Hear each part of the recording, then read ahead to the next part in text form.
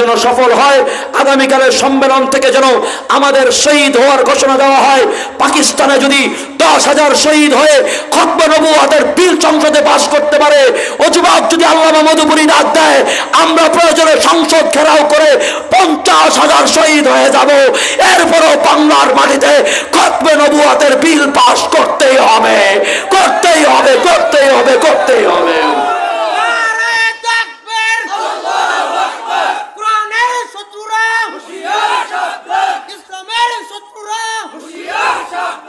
আমি আপনাদের কাছে কালকে মহাসমাবেশের দাওয়াত দিয়ে গেলাম।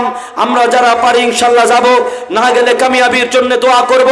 আগামী দিনে কাদিয়ানীদের জন্য যদি কোনো কর্মসূচি দেওয়া হয়, তৈরি যুবক থাকবেন তো ইনশাআল্লাহ? মুরব্বীরা তৈরি আছেন তো ইনশাআল্লাহ? আমরা শাহাদাতের মৃত্যু চাই, আমরা মৃত্যুকে ভয় করি না, ঠিক কিনা বলেন? আমরা যদি নেতার জন্য মার্কার জন্য জীবন দিতে পারি, তবে ডক্টর ইউনূস সাহেব শুনে রাখেন, নবীর জন্য আমরা জীবন নয়, পরিবার, ধন সম্পদ সব কিছু দিতে পারি, ঠিক কিনা বলেন? পরিষ্কার বলতে চাই, আপনি আহমদিয়া জামাতের কোনো দালালি করবেন না। এই দেশে 17 বছর দালালি করে দিল্লির মোদির মুখ্যমন্ত্রী টিকতে পারে নাই।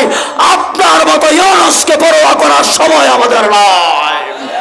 ও নওজোয়ান বন্ধুরা, আগামী দিনের বাংলাদেশ যেন কোরআনের বাংলাদেশ হয়, ইসলামের বাংলাদেশ হয়। সজাগ থাকবো, এই মাদ্রাসার পাশে আমরা থাকবো, হুজুরদেরকে সাহস দিব, দোয়াতে শরীক রাখবো।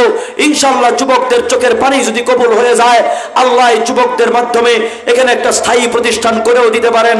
হুজুর চলে এসেছেন, শেষ পর্যন্ত আপনারা বয়ান শুনবেন। আল্লাহর দরবারে শুকর আদায় করছি, সেই 400 কিলোমিটার দূর থেকে এসে আপনাদের এখানে শরীক হতে পেরেছি। এই জন্য রব্বে করিমের দরবারে শুকর, ফালিল্লাহিল হামদ। আপনাদের জন্য দোয়া করি, আমিও দোয়া চাই। ওয়া আখিরু দাওয়ানা আলহামদুলিল্লাহি রাব্বিল আলামিন। ওয়াসসালামু আলাইকুম ওয়া রাহমাতুল্লাহি ওয়া বারাকাতুহু।